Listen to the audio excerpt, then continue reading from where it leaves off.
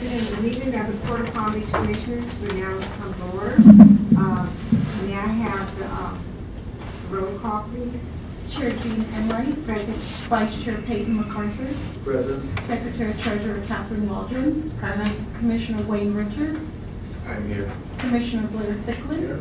Executive Director Manuel Palmira. I'm here. Board Counsel Gregory Picken. Here. We have a quorum. Thank you very much. Please, it's all right.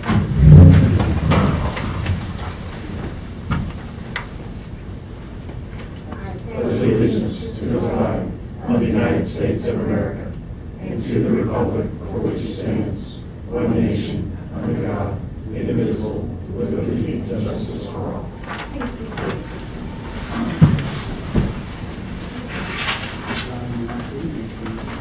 Now, let's go to number C.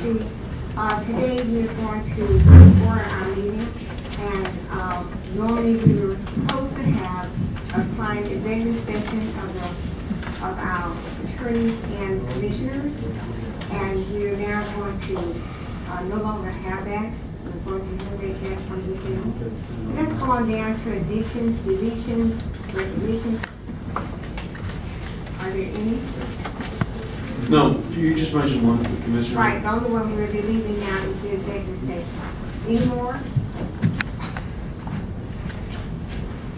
Now, may I have the approval of the agenda? So moved.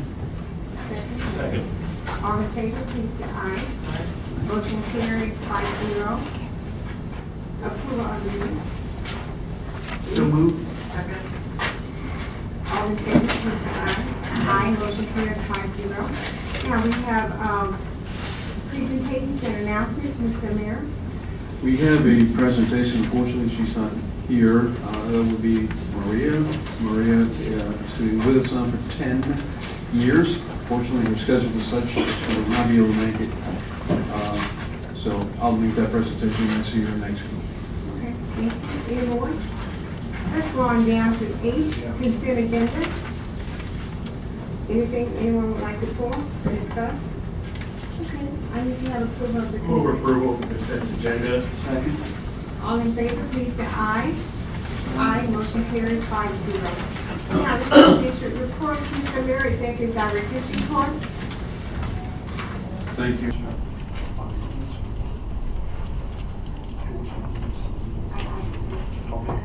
All right. Well, Commissioners, I want to start with what happened around the port since a month ago. And we'll start with a recent delegation visit from Haiti. On October 26th, the port welcomed a delegation of about 30 individuals representing different business interests from the country of Haiti. Primarily, the concentration was Cape Haitian, which is on the northwest corner of the island of Hispaniola, country of Haiti. We had an opportunity for a sister seaport signing agreement, and there's a picture of our port chairwoman, Jean Enright, and from Haiti was the Director General of the National Port Authority, Mr. I hope I'm pronouncing this correctly, Eviolard. Really, really charming folks, very, very well in tune, and asking for our assistance. The assistance that they requested of Commissioners was simply a notification from a designation from CBP, U.S. CBP, in which the classification of a port would be under CPACT. CPACT is an anti-terrorism type of policy that most U.S. seaports have that type of classification. But where this may be a challenge is that there are very few foreign seaports that have received this classification. I'm in the process of assisting along with CBP to see if we may be able to have that classification given to them.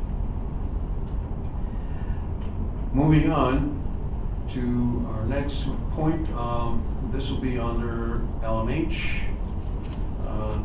LMH mediation meeting.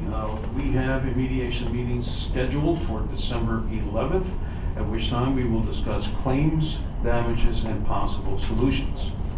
Attending this first section will be LMH's attorney and their senior staff, along with the port staff and our attorney. Speaking of our attorney, Commissioners, I'd like to bring up Don Bignell, one of our attorneys. He has an idea that he would like to share with you. Don? Good afternoon, Commissioners. Don Bicknell, Gary Dietrich and Ryan. As Mr. Amiari said, we have scheduled a mediation in the LMH case for December the 11th. Counsel for LMH had requested of me to, if possible, have one of the commissioners involved in the mediations, so that if we were making good progress, well, number one, to assist in making progress, but if we were making good progress, to be able to report back to the board when I would report, so that the commissioners would have input from one of your fellow commissioners. What I would ask is, and I thought it's a good idea, based on the issues involved, I thought, although I'm happy to have any of you commissioners be the person to attend these mediations, I thought because of the nature of the engineering issues that were there, and Mr. Pickett and I have talked about it, the engineering issues that have come up and may come up right in the mediation, along with which Commissioner Richards has a background in, along with his legal background, and having been involved as a special magistrate or master, I thought that I would ask the board to designate or indicate that Commissioner Richards could attend as on behalf of the board. So that's what I thought. Donna had already spoke to Mr. Pickens and had requested that Mr. Richards serve in that role if he wanted to. So I guess it's up to you if you want to do it. Unless another commissioner wishes to spend an entire day mediating this complicated matter. Claire, you want to do that? I think, no, really, I mean, after what John said, I mean, you're very active in what's going on. You're a lawyer and you're also used to be an engineer, so I think that's... I want to hear. I don't know. Madam Chair, could I make a motion to respectfully request Commissioner Richards to take on this important task? I want to do it. All in favor, please say aye. Aye. I didn't think we had to vote on it. To the beginning, I had told Mr. Pickens it was okay, because I just felt that. Yeah, and just so it's clear, I mean, if for some reason that Mr. Commissioner Richards traveled away for 3 months or whatever, I think the concept is that I would be able to have, Commissioner Richards and I would have somebody else fill in if that was necessary, because this could be more than one mediation, possibly. I know Commissioner Richards said one whole day, but it could be more. Hopefully it'll be one day, but you never know. So, but if the board's okay with that. At least by lunch. That's the least we It's fine. I didn't even think we had to go on, but that's fine. Okay, thank you. But we at least had to ask him. Thank you very much. All right, thank you very much. Okay. Next on my report, Commissioners, is Trans Systems. As I presented a couple of months back, we are still waiting for FDOT to approve Trans Systems so they can complete the study of traffic in and around the port and the surrounding areas. Next will be a recent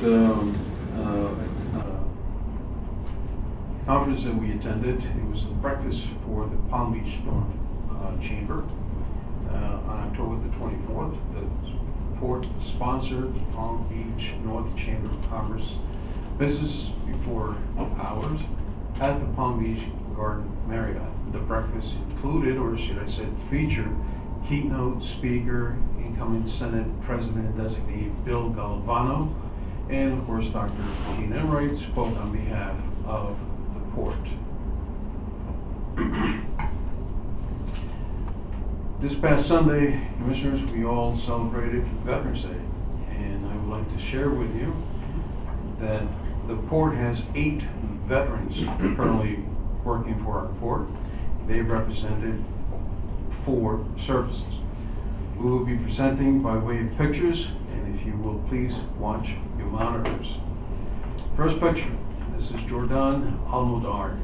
If I'm not mistaken, this is in Afghanistan, I believe. And the point being that he is not working with us, and a great guy to know.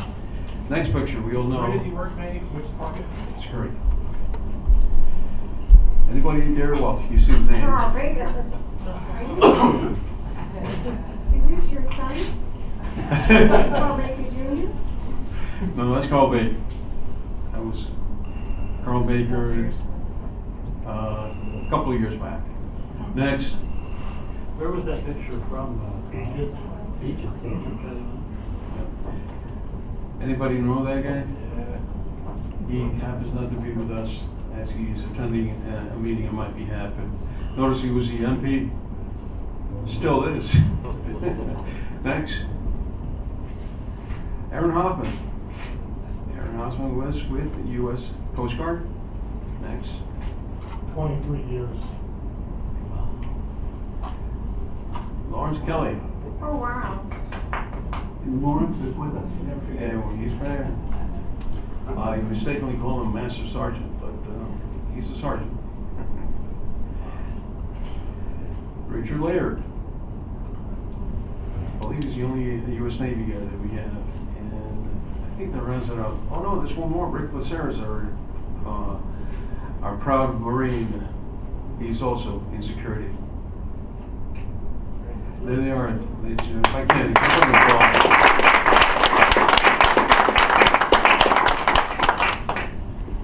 Okay.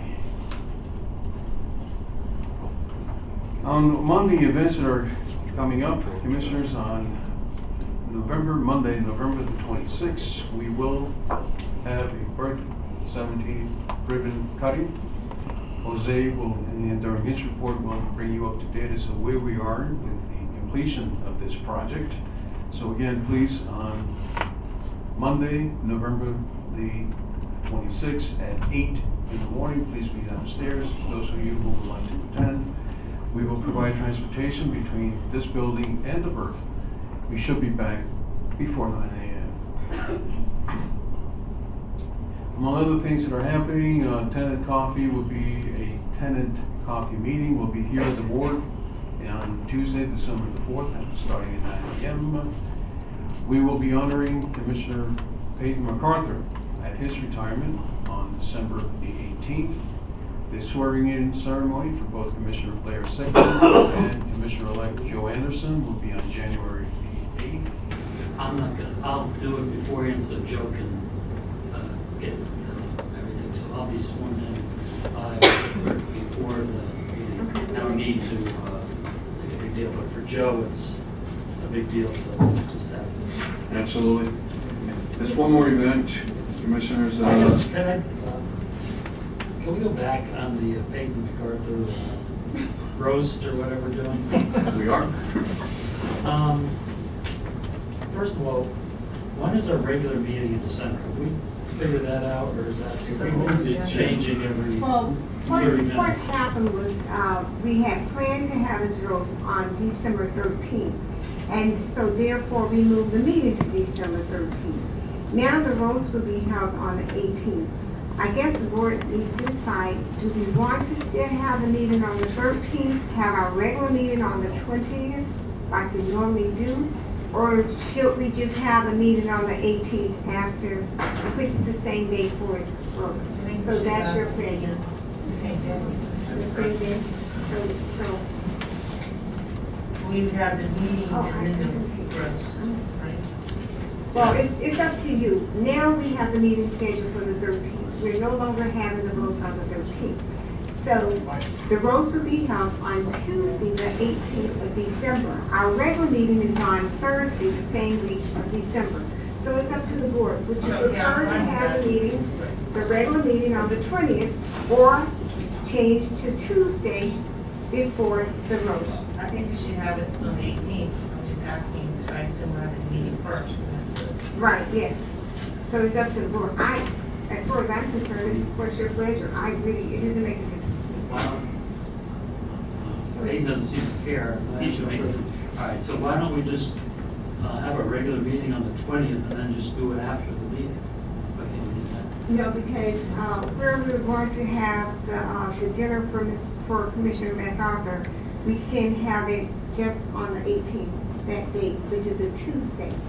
So we can still. Because of the close We proximity. cannot have it on the 20th. Close proximity to Christmas, we are finding extremely difficult To find a venue. to have it on the 20th.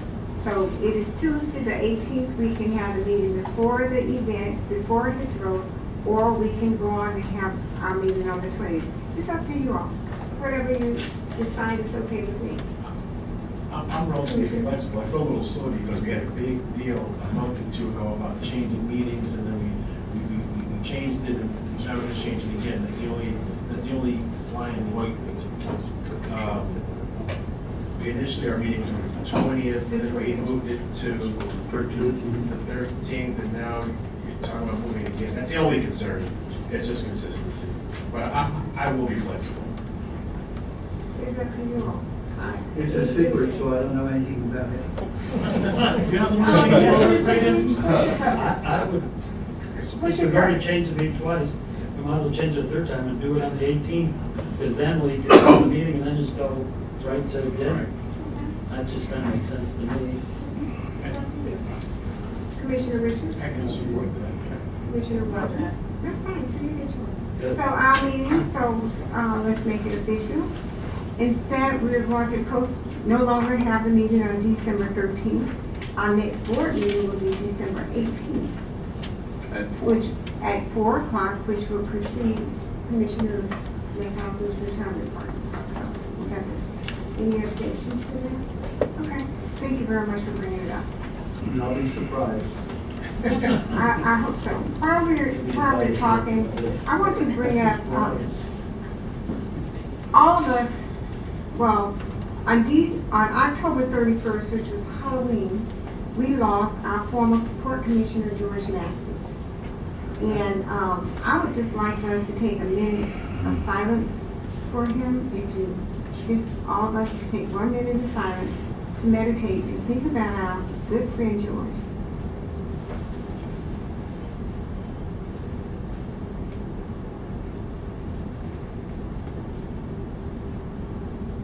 Thank you. George served, most of you know, 20 years at the Port of Palm Beach here as a commissioner. And I can tell you one thing, anything he wanted to say, he always would speak it out and blurt it out and say it. So we are really going to miss George. His funeral mass was on Election Day, of all days. Can you believe it? No, George died on Halloween and then funeral mass on Election Day. But that was George. And we are going to miss him. I know I will, and I know all our fellow commissioners will also. So much. And Gene, I believe George knew he was in the hospice. He specifically requested that his mass be on election day because he wanted to make that point, how much he believed in elections and the process. He actually planned that. It wasn't an accident. I did that. Okay. Yes. And former Commissioner MASTICS was very, very disappointed. Nice. He loved this board. He loved it. So he will be missed, although he was no longer serving on the board, but we will still miss George. So we will continue. Thank you. Just one more point, and that is on Thursday, November the 29th, we will have the automobile here, and it will start at 9:30. It'll go through 3 o'clock in the afternoon. Those of us who have participated in the past are always welcome, and those who have not, please make sure that you make yourself available and donate a pint of blood. With that, Commissioners, are there any questions? If not, I have a question. Is there any update when we had, I guess, a couple people went to Dominican Republic? Is there any? I did not go. because my mother was in the Oh, you didn't hospital. go? But that was not, they went to Chile. No, I'm sorry. No, no, it's This is the something DR. Oh, Life did you go to support. New Jersey? Oh, okay. All right. Says on here, they just returned, so. Yeah. And what happens when you write these, you know, a couple of weeks before. Okay, that's fine. I just was curious if we. Okay. All right, Commissioners, and I'll pass the baton. Engineer? Okay, thank you.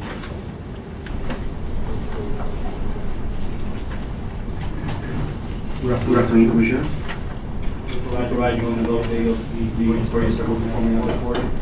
We'll start off with version.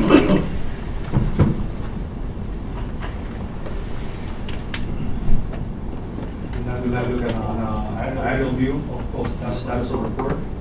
Verse 17, as you can see the three dolphin structures are already completed. The dredging, the water side was completed yesterday, even though we haven't received the final certification for the survey.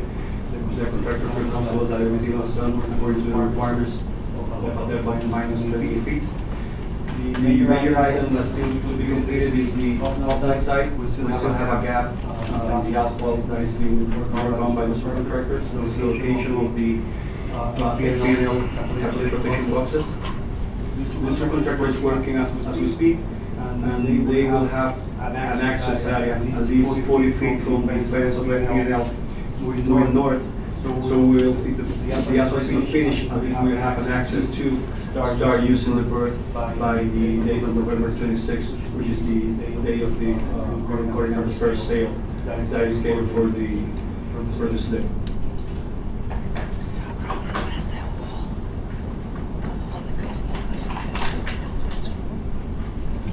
The local instructors, the radios have actually at this speak are in this installation process. And on the upland side, this is a section that is still to be completed by the subcontractor of the asphalt. We're working on the adjustment of the heights of the wind protection boxes. One that's completed, which is already done as we speak. We're going to fill with the subway material, and the asphalt is going to be fixed.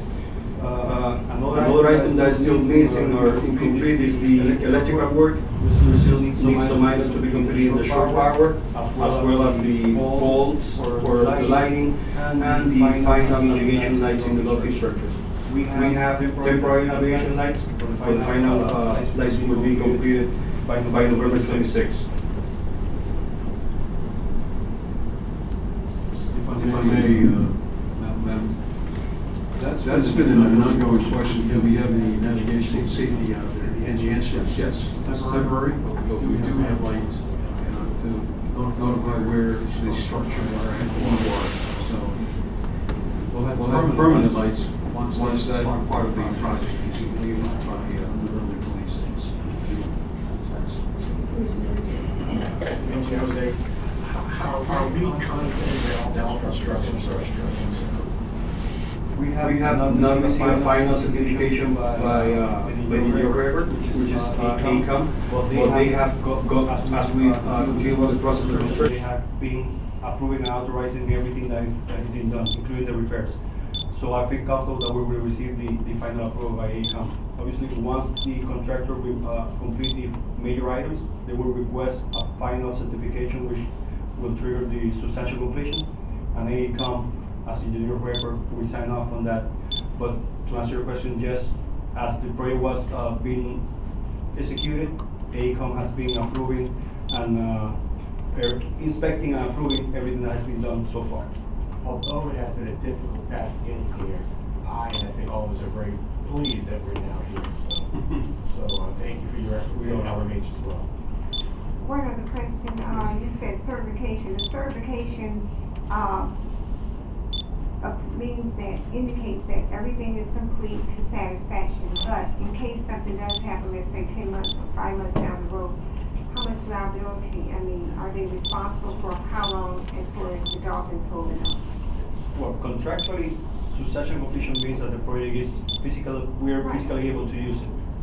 After that date is approved, they will have 30 days to achieve final completion, which means that they will have to complete all the punch list items and submit all the documents of record, like acts, bills, and certifications, in order for us to certify that the project has been completed.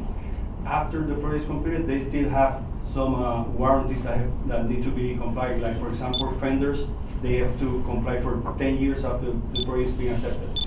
And different items have different warranties, but yes, we have a list that we can provide to the board, but they have to, even though the project is completed, the warranties that the contractor and the manufacturers that provide materials for the project need to comply with is a requirement that is included in the contract. Is there a list of what the electrician, do they have an electrician or get them coming in? And I mean, is it extensive work? I mean, that's only 11 days away. So I'm just kind of curious on, what the electrician, seems to me that he's got a lot of work to do. Basically, it comes down to 3 items. Okay. First, navigation lights, which are 3 navigation lights in each one of the dolphin structures. There's a show power panel that needs to be installed. That's the second item. And the third one is to install the features on all the poles along the FNL property. And that's the last one. And obviously, wiring and energizing the project. It's not at a step. It's basically for them to show up. I'm sorry, Jose, would you repeat the third one again? Third one, the lighting poles along the they're located along the FNL property line. So basically, those are the 3 ones. I received information from LMH today that the subcontractor already submitted a schedule when they'll be performing those works, and they will be finished by November 26th. Okay. We have representative of LMH. We have additional questions to the contractor. If not, we'll move on with next project. So next one is MOB, demolition and cargo area improvement project. As you might as well remember, on October the 1st, we provided the notice to proceed to West Construction, the awarded contractor. They already mobilized and installed all the construction fence, so the perimeter of the project is being closed. The phase of demolition already started with the mitigation process. As you can see in the photo here, they are removing asphalt asbestos containing material from the roof, which is a requirement for hazard material removal prior to starting demolition of the project. So here you can see the process. Also, additional material that needs to be is regulated in terms of the disposal. For example, if the light bulbs throughout the building. So those 2 items are part of the items of be required to start the actual demolition of the project. The contractor already indicated that they're 70% in the pre-demolition process regarding removal of contaminated material, and they will be done by Wednesday of next week. Once the project is clear of all hazard material, the actual demolition will start, and that process will continue through the next 2 months, and it should be complete by the end of January, when the building is going to be already gone, and we will start with the actual improvement of the cargo area. Do you have additional questions regarding the movie? Thank you. Job well done. From the affairs report, Ms. Pinsky, I think that's on. Anything? I really don't, unless you want an update on the elections or anything like Oh, that. no, I think we can skip that. Thank you very much. Any commissioner report? Commissioner Walden, Commissioner McArthur? No, let's continue. Old business, J1.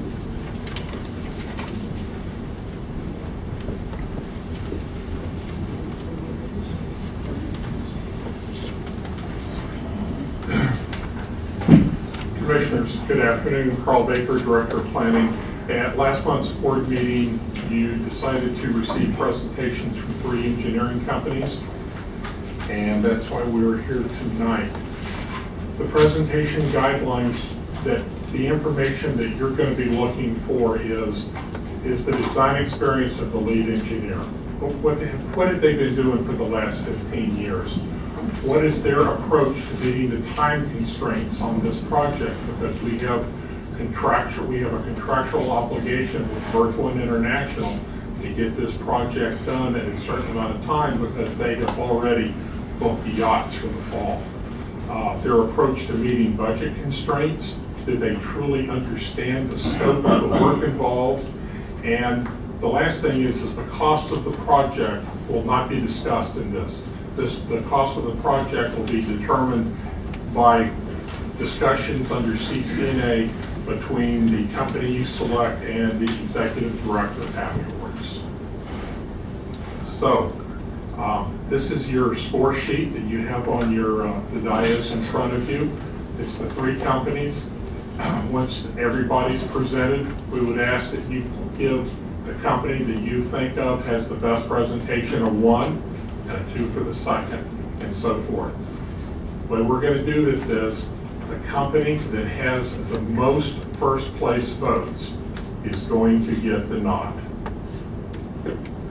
Are there any questions? Commissioner Richards? I have two questions. One is for Manny first, and then the second is for Carl, Mr. Baker. Why are we changing our ranking process? That's the first time I've heard that here.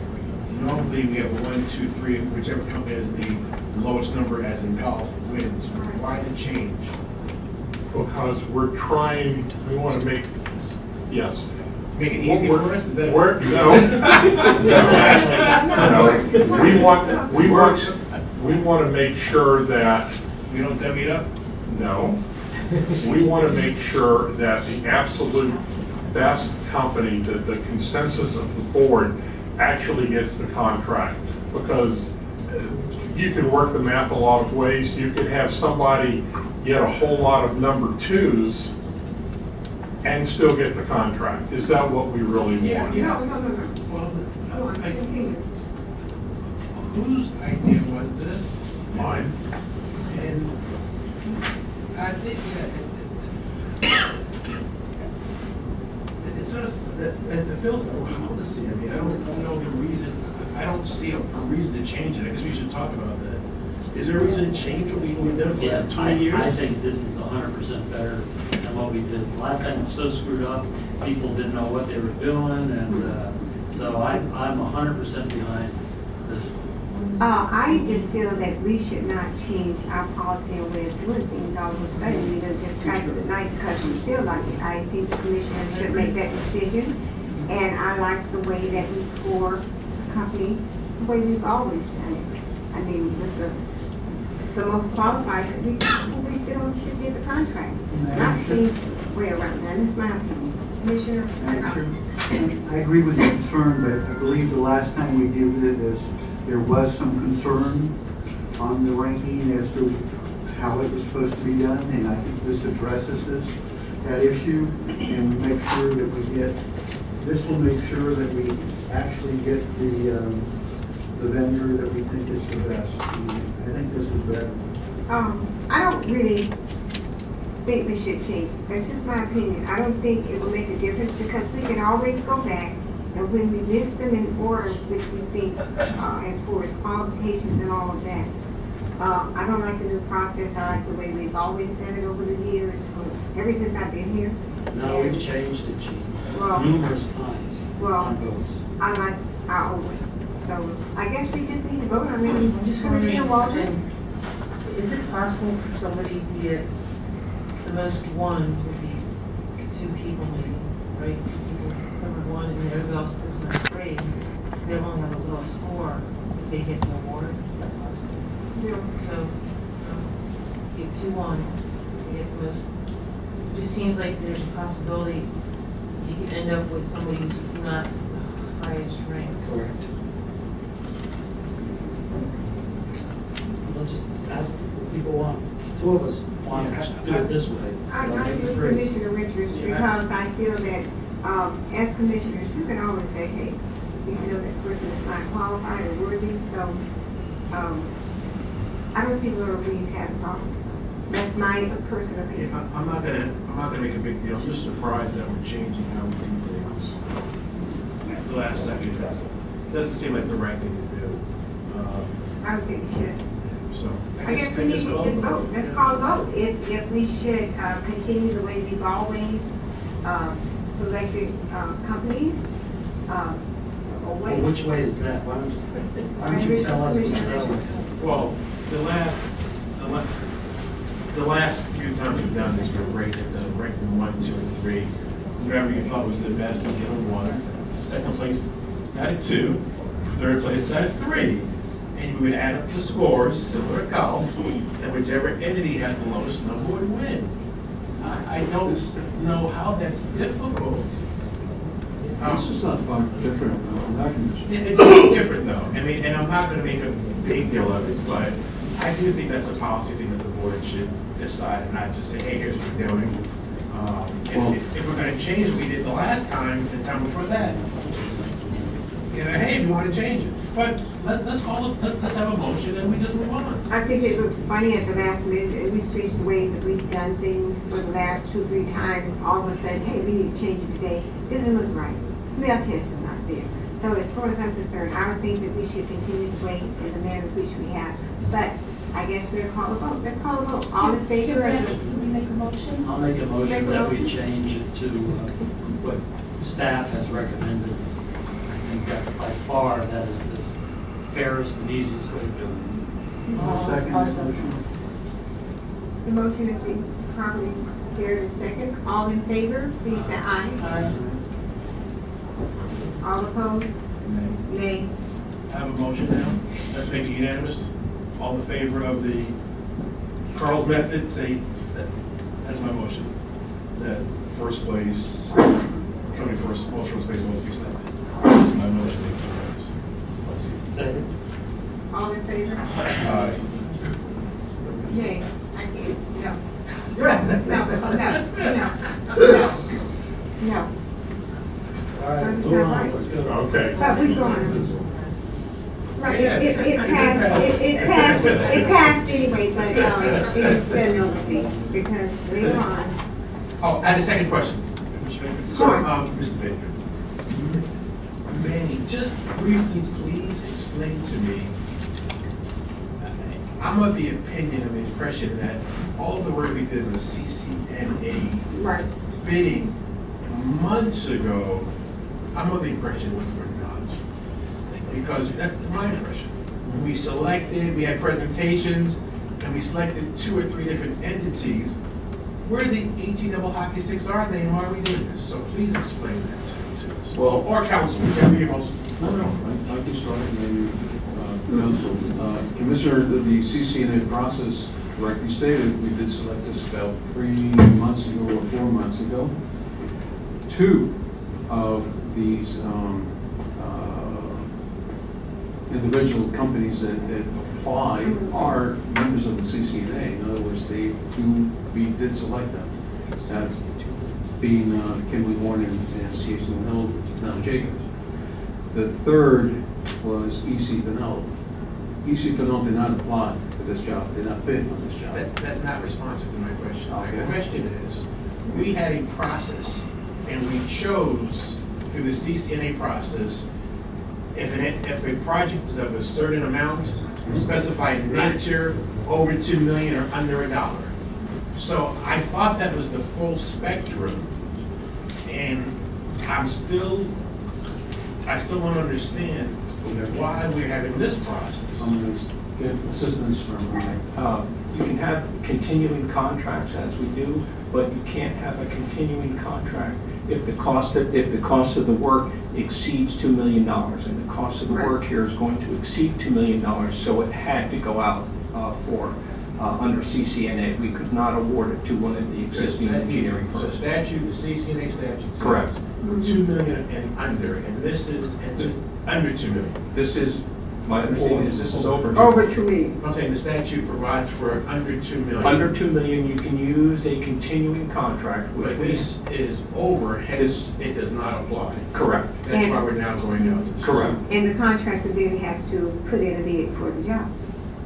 Who wants to be Right, considered? if it's over 2 million, it has to be a per job CCNA That's a process. clean response thing. Correct. The only other thing I want to add, although I did lose the vote because it looks really bad for us to select a company on the CCNA process, and we use the voting the other way, and then for this to change it, it does not look right. So that's my comment. Because we selected those companies the other way. Same thing you said. So So let's continue. Presentation is going to be from Mott McDonald. The three companies, the order of presentation was selected by pulling the numbers out of the hat routine.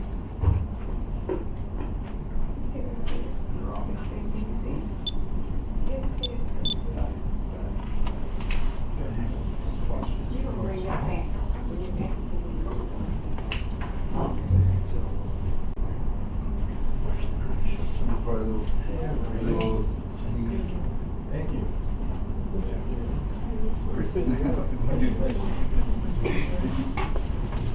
I don't know.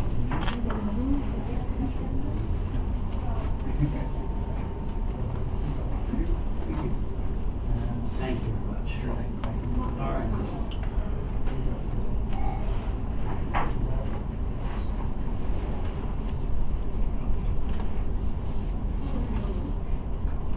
Good afternoon.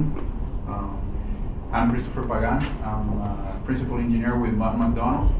And first of all, I'd like to thank the commissioners for giving us the opportunity to present here today for the engineering services Berth 1 bulkhead replacement project, and the director and the staff, everybody who's here today.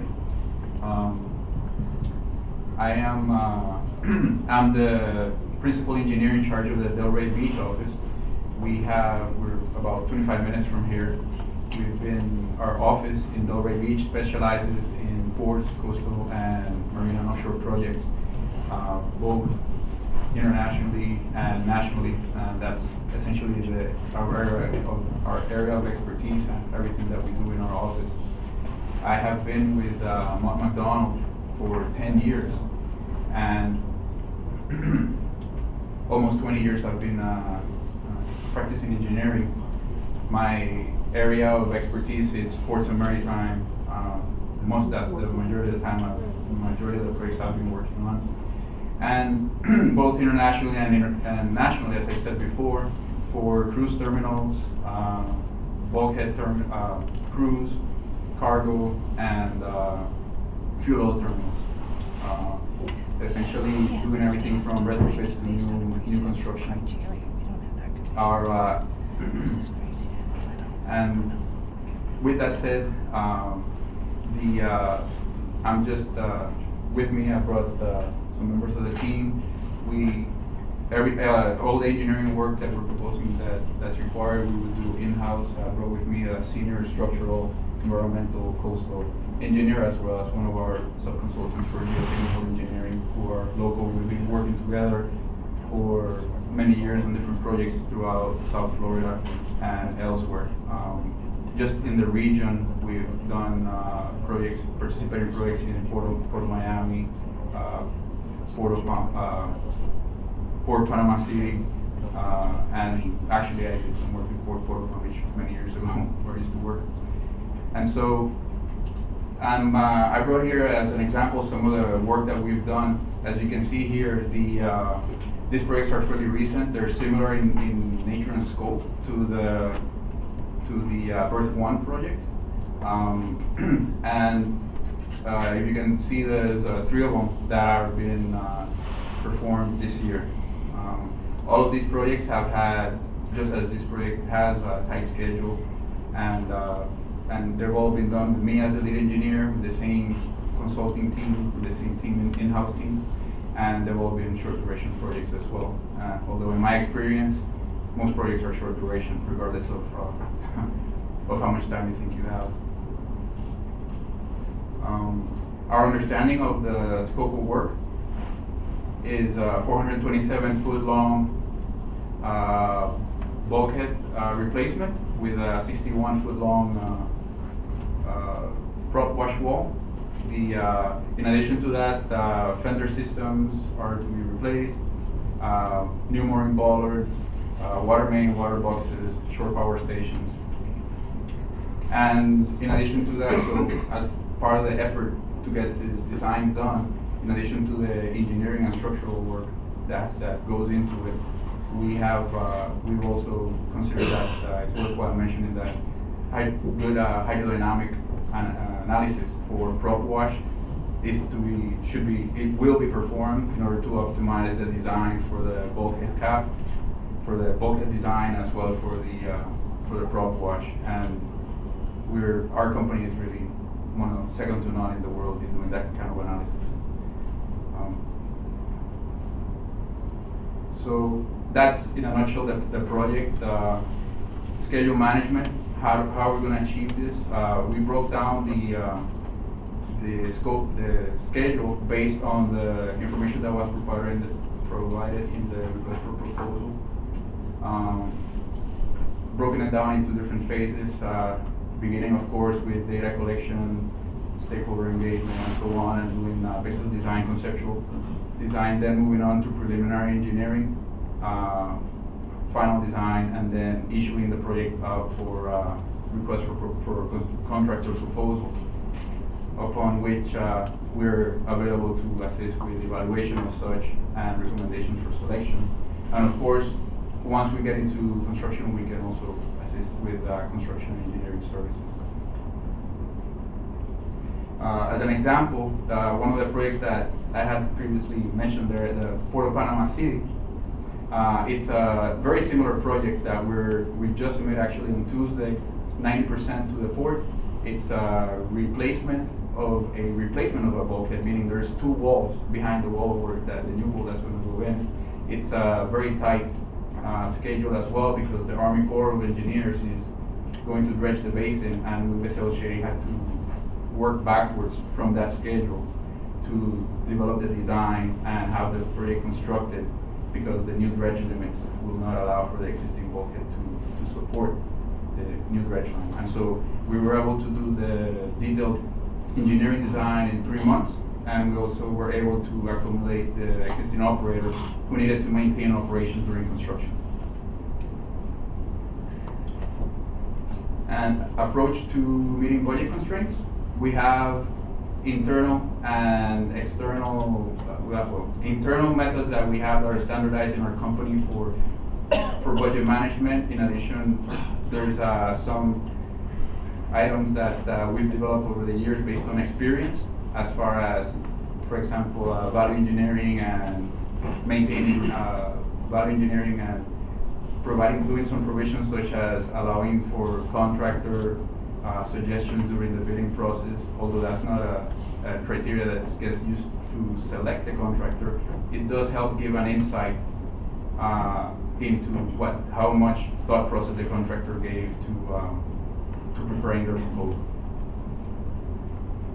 And again, as an example, on the Port Panama City project, we have this project was budgeted last year prior to the tariff issue that arose this year, and which caused the cost of the overall project to go up. So what we ended up doing was to mitigate some of those costs, we value engineered the design, and we're able to do certain things such as optimization of connectors between new and existing wall, and coating, reduction in the amount of coating that was required, and reduction in the concrete cap. We were able to mitigate a lot of those costs. And that's just kind of to give you an idea of the process that we go through to try and maintain the overall budgets of the cost for the client. And so in closing, I'd like to say that if, for example, this project was awarded to us today, tomorrow I'd be calling the sub-consultants to perform data collection work and coordinating with the port when they could mobilize. We already have talked to our subs for data collection, which would need to be performed during in the month of December. Given all the holidays and the tight schedule, there's really not a lot of time to waste. And in addition to that, we've done 3 of these projects this year. We wouldn't mind doing a 4th one for you guys. And so far, all these projects that we've mentioned before, we've been able to perform successfully in-house with the team that you see here sitting behind me. And I think that's it. Do you guys have any questions? I have 2 questions. Yes, sir. One is, where is your home office and where will you be basically working out of? Delray Beach. And second question, on the steel, about the tariffs. Yes. Where's most of the steel on these projects that where's it coming from? I don't think there's a U.S. producer of steel that would work, so. There are some U.S. ones, but it depends, because you can either source them from Europe or China or the United States. And it just really depends, one, on the project requirements. If for example, if it's federally funded and they require you to use US steel, things of that nature. So in this case, they're not tied to that federal requirement, but it doesn't matter because the price of steel in the US has kind of gone up, but just under what the Chinese you have to pay for Chinese steel. So it's always kind of like a balance. Right. Figures. Yes, sir. Question. All of your projects that you've delineated are very successful, and you're certainly qualified.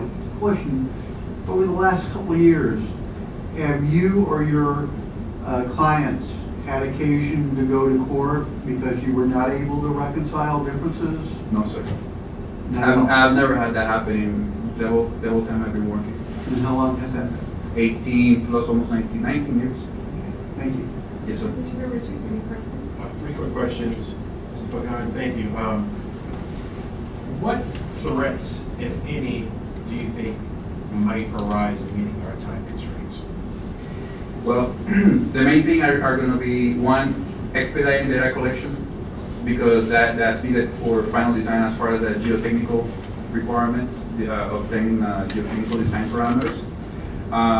And then other than that is doing well, pretty much the design is likely to take about 3 months of solid, back at conceptual, preliminary, and final engineering work. The in-between parts, such as having the board review, how long that takes, any feedback that they want. The best way we usually mitigate that is by sitting down and having a thorough conversation with the pilot, the operator, and the port to really understand and nail down exactly what it is that they want, so that we don't have to go back and say, oh, by the way, we needed this, or we had to change that, and just have a steady stream of work production. So that the main thing, I guess, is communication and understanding fully what the operator needs and what the port wants. It's in your book, and thank you for providing that, but tell us about your MWBT participation.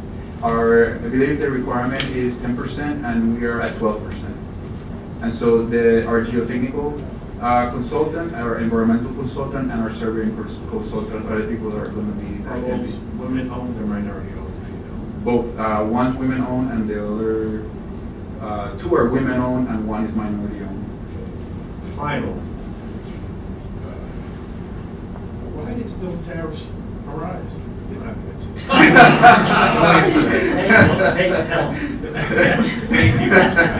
You're appreciate it. Thanks for not putting me in the spot. That's it. Commissioner Walker, any questions? No, I think they've all been covered. Just thank you for coming today. I appreciate it. You're welcome. It's my pleasure. I just have one question. Yes. You have one office in Delray Beach, and that's your only office, and I see that you've done work in Tampa and other places throughout the state of Florida. Yes, ma'am. So you've done a lot of traveling on the road. Yes, and we also have offices in, we have an office in Jacksonville, we have one in Panama City, we have one in Pensacola as well. So I'm able to travel to the different offices as needed to do the work. How many employees do you have, and how many live in roughly Palm Beach County? We have 6 in our office, and we all live in Palm Beach County. Okay, and I assume this is part of your team here? Yes. They can come up, just who they are and what you do? I'm just curious. My name is Javier Quiras, I'm a structural engineer in McDonald. My name is Yolanda Cornell, I'm an environmental engineer. Shannon Clark, coastal engineer. Marvelous, you're deputy. Thank you very much. You're welcome.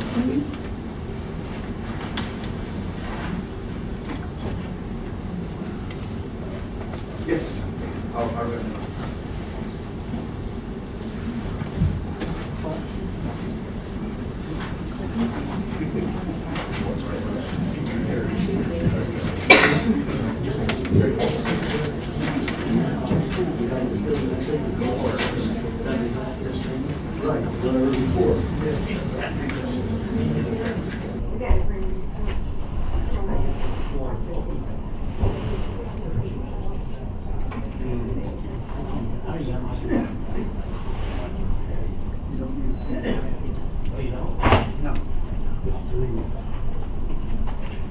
Commissioners, the next presentation will be Jacobs Engineering.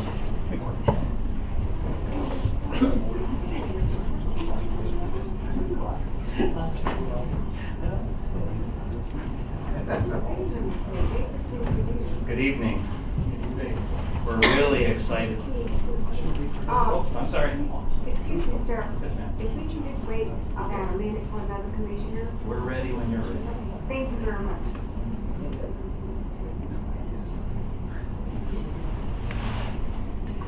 So, Robert, I never got to talk to the board guys the other day. I waited for them to oh, I missed them.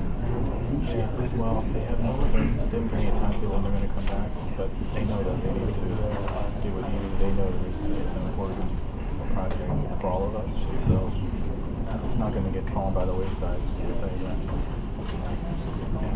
When I get word of when they're going to be back, I'll surely let you know. So we can put on our schedule ahead of time. We were kind of flying in the dark a little bit, so I'll make sure the next time. They did make their way out there, though. Did they? Yeah. Oh, good. I must have just missed it. We got a lot of business done standing on the corner. Trying to buy where you have a minute. Oh. We can have a little lemonade stand. That'd be kind of cool. Information. Yeah. Information, 25 cents, lemonade, 50 cents. Yeah.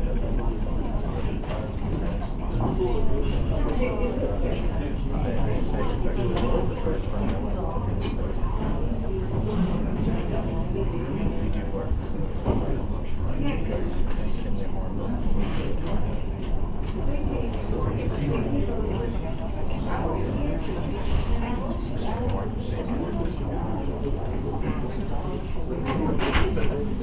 I would say that this firm and Kimmy are a toss-up based on how their presentation goes. I'm sorry. Thank you. Proceed, sir. Very well. Thank you very much for having Jacobs Engineering present today. We're really excited about the opportunity to continue working with the board on this really interesting project. This project's in Jacobs' wheelhouse, and we've actually already started working on it. So we're well ahead of the game, and we're ready to go. I'm Sean Waldeck. I'm the assigned project manager for the port. I work out of the Palm Beach Gardens office, which is about 10 minutes from here. And I'm a structural engineer by trade with about 35 years of experience. I've worked on port projects, and more recently I work a lot for the South Florida Water Management District on some of their major reservoir restoration and flood control projects. I'd like to introduce to you some of our team members that are going to participate on our team. I've got Ray Cox with me on my left, who's the design lead. He has extensive experience in marine engineering and over almost 40 years worth. He's worked for G.N. Jensen and CH2M Hill prior to becoming part of Jacobs. He served as the quality control officer for the port Slip 1 design, and he's ideally suited to drive this project to completion for you in the time that you need it. We also have Jim Moore, who many of you already know. Jim's been working with the port for several years now. He's our regulatory specialist. He's got his thumb on the pulse of what's going on with the port and their activities associated with the upcoming projects. Jim was instrumental in securing the permit for the port berth improvements that we're submitting on, and he'll be relied on pretty heavily for the design phase. I'm going to turn over the project understanding and approach to Ray, so that we can kind of demonstrate our unique position that we're confident that we can complete this project faster than any other firm for this project. So we have some unique understanding of the project challenges. We have some advanced work that's already been completed, and we have some interesting ideas for moving the project forward. I'm a schedule-driven project manager. For particularly for some of my major multi-$100 million projects here in South Florida. So we develop a plan, we work the plan, and that's the best way to drive the drive the project to completion. Right?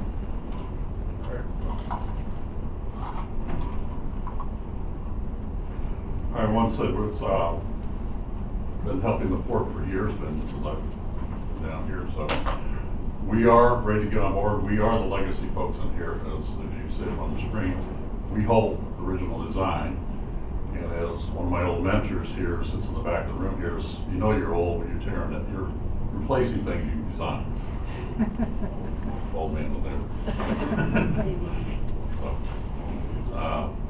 So I've been doing this a long time, so we're ready to go. We know a lot. We have already stuff in hand. It's in our systems, in our files. From that to the original slip 3, which we're tying into. We've already started much of the design, done some work already. There's some of the development work. We're set up to do this. We developed the original condition inspection. We did a couple underwater inspections over the past 2 years, developed the condition assessments, which is leading to this project. Have gone through and done the regulatory permitting to get you here, all set and ready to go. Like I said, we're ready to start and move this forward, and go faster. We understand time is critical. You have a tenant ready to go, we need to get built. So we ready to go and have 100% plans ready for bidding by March of next year, not earlier. We understand your budgets. To keep that in mind, we always forefront of everyone's mind how you pay for this. We're going to watch that. We do early and often construction estimates as we move. We have want to work with you closely. We will, because this is fast track, we know we have to talk to you, your stakeholders, and everybody involved. When things come up, answer questions, ask questions, get this going, agreement as we go. We don't have time to debate for months. We're here for bidding and award support. And when we go into construction, we can help you whatever level you want, all the way through construction, from help you with invoices to being in the field every day. We're looking at construction starts very quickly and design starts very quickly. All our subs or MWBEs are ready to start. They are lined up with us. We can get them on site as quickly as you need them. We are ready to help you with looking at long lead items nowadays. Particularly carrying things with heavy steel, you all know can take quite a while because of different things. Looking at getting that pre-order before the actual full bid goes out. Steel piles, bollards, fenders of sorts. We want to look at doing, to help everything move smoothly, get some pre-design award coordination with potential contractors that may want to come in here, see if they see anything we're not seeing that will help them facilitate the construction, maybe shorten the construction period down. Better details that works more in the industry. We know we need to work with your local building department, and I understand that's been an issue sometimes in the past. So help us, and help them get through the review of this by working with them closely as early as we can. And like we said, bid documents have been started. We already looked at some designs. Quick look at roughly what the schedule is. Notice received tomorrow. We are literally ready to increase the staff on the ground tomorrow. I've got staff lined up, ready to go. We will have design ready and bidding. Looking at currently just around March for bidding, 30 days to bid it, and award the start date around May. All this can be adjusted as your schedule's evolved and adjusted, and we get more data. Budget's always limited. We like to look at some early value engineering. What can we do to maybe save some money in construction, materials, times, methods? We have a good record with the Port of Palm Beach and historically staying within your budgets. We have in-house estimators. Many of them have worked for contractors, so they know the business.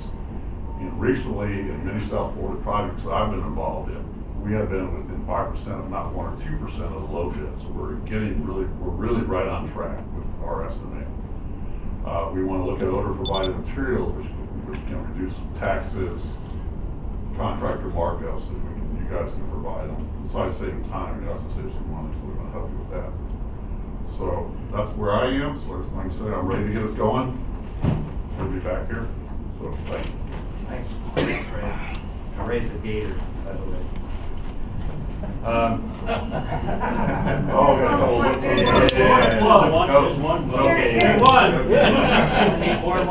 Just one, but you're a little bit short. So we know this is a quick interview, so in closing, we just like to reiterate that we've been working with the port for a long, long time, and we want to continue our relationship with the port. This project is in our wheelhouse. We're the largest marine engineering firm in the world. So as the project manager, I get to draw on the resources of the whole company as needed in order to drive the schedule to a successful conclusion. I'm a client and customer service oriented project manager, so I know what it means to communicate well, to provide a lot of input during the process and keep your team and your project manager in the loop so that there's no surprises as we move the design forward. As Jim mentioned, we're already ready, so we've already started, so we obviously would like to finish.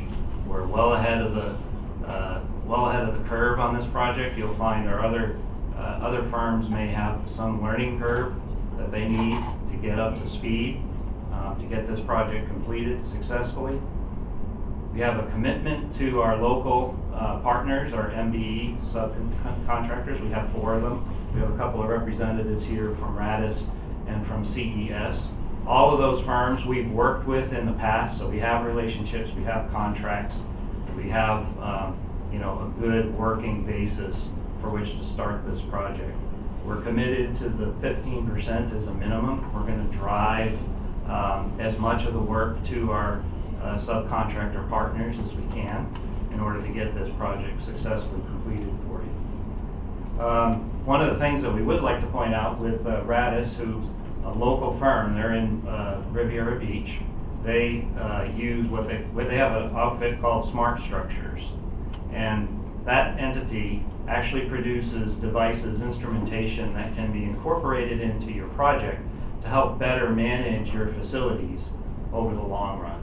So things like corrosion monitoring and impact monitoring and the like can be used to the benefit of the port so that you get a more resilient design, you understand what's happening with your facilities over a period of time, and we would recommend that we have a serious discussion about installing these smart devices into your project. They're relatively inexpensive, but over the long term, they really help you manage your infrastructure assets.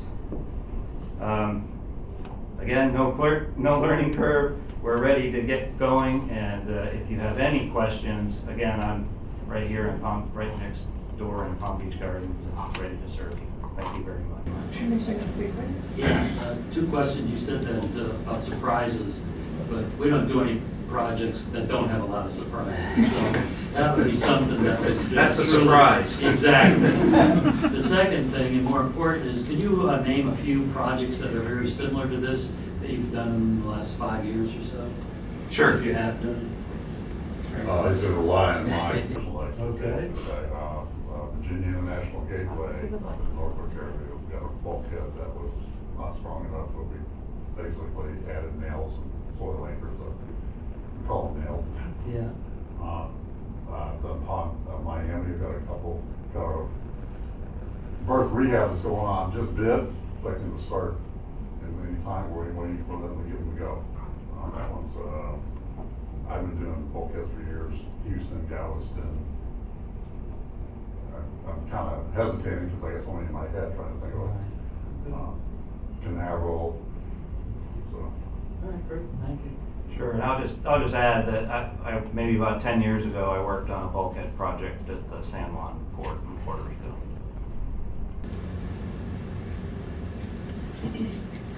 Any other questions? Yes. Your pamphlet is very nice and very, it lauded all your accomplishments. I know we recently gone through some bumps at the port. Have you, in the last couple of years, have you had occasion where things didn't go well and you, either the company or the people you were working for, had to go to court to resolve your differences? No, but I can tell you about the LA Reservoir project, which is in Palm Beach County.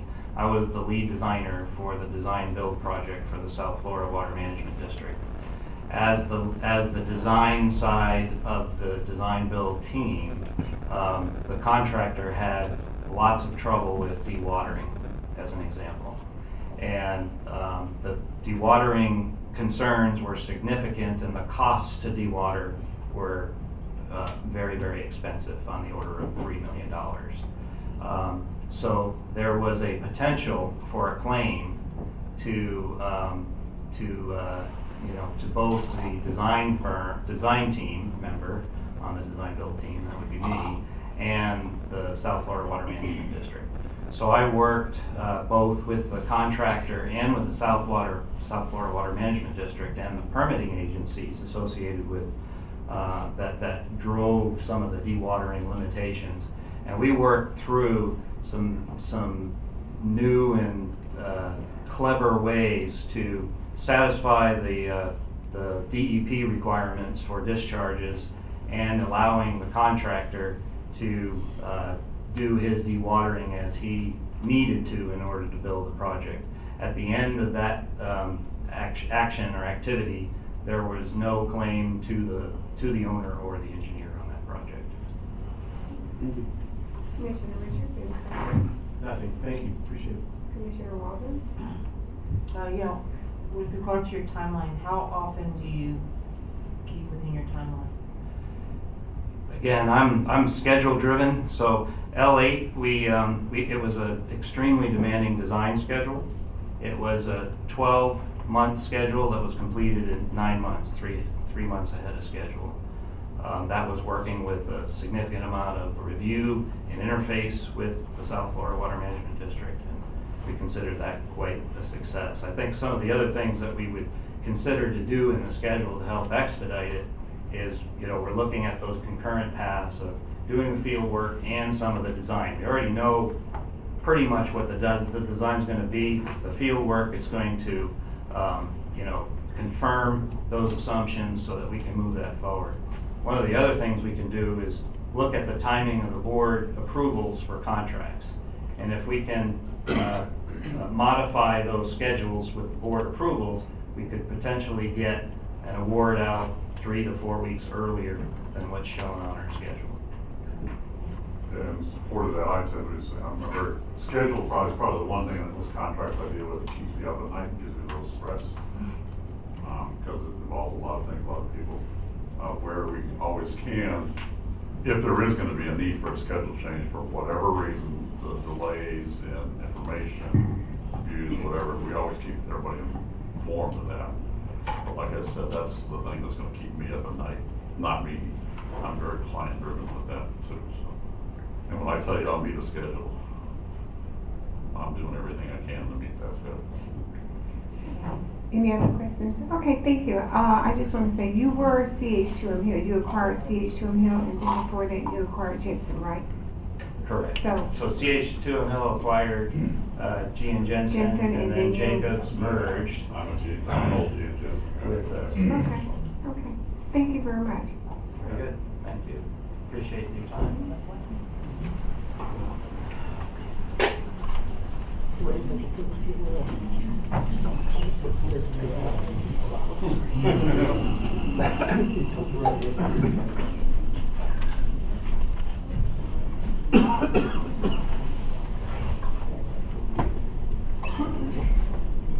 And our third and final presentation will be by Kenley Horn.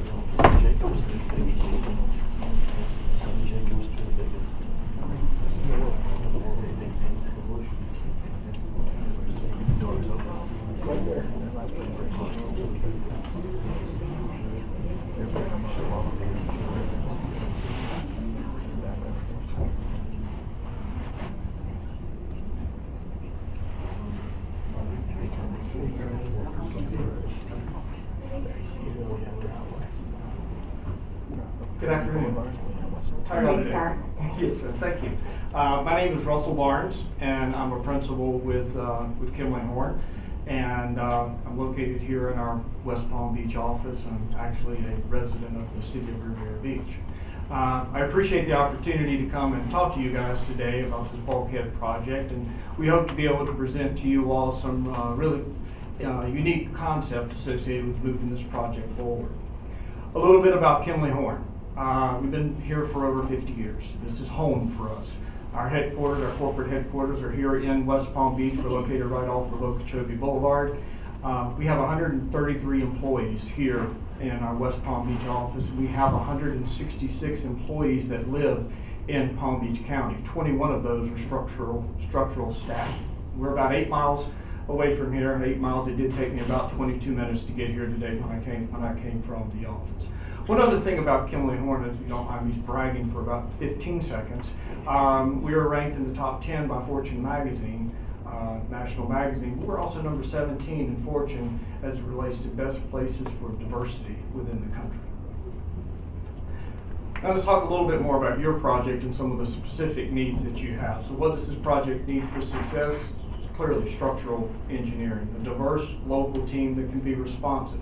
I think one of the key things you'll find today is what's going to help you be successful in this project is a seasoned project manager that understands the port, understands the permitting, understands the process, understands you. And that's what we're going to be bringing to you today. A team, a well thought out team that can bring this project to you and get it done on time. Let me talk to you about our project manager, Casey Long. Casey's been here for 22 years, serving not just the county, but serving the port. This is what he does. He's the marine engineer. He served the port. He's worked for you guys. He actually helped put together the initial permit associated with this project. He spent his career serving ports. You will find today that he has put together a specific approach for you to meet the schedule and budget constraints that you have associated with this project. And I'd like to turn it over to Casey. Oops, sorry. Thank you, Russell. Commissioners, good afternoon. Being here for 20 years, I've had a chance to see water main breaks and sinkholes and hard driving material over here in slip number 1 when I was part of the design and construction of that. So put together a team that I believe is robust and very specific and specialized for a project such as this. And here with me today is that team handling civil engineering, handling construction services and electrical engineering is ADA. Also here is Marlin Engineering, and Marlin Engineering will be handling underwater inspections. They'll be handling surveying as well as doing quality control for the project. And then South Florida Tierra South Florida doing geotechnical engineering. You can see here from our team, we have a lot of redundancy in the team, and this was not on accident. We intentionally put redundancy in the team because of the time restrictions and the time restraints, as well as having the ability to check each other and having quality control. So structural engineering on multiple teams and so on. And as Russell had mentioned, minority women business enterprises is a part of the culture of Kimley Horn. We have exceeded our expectations many times.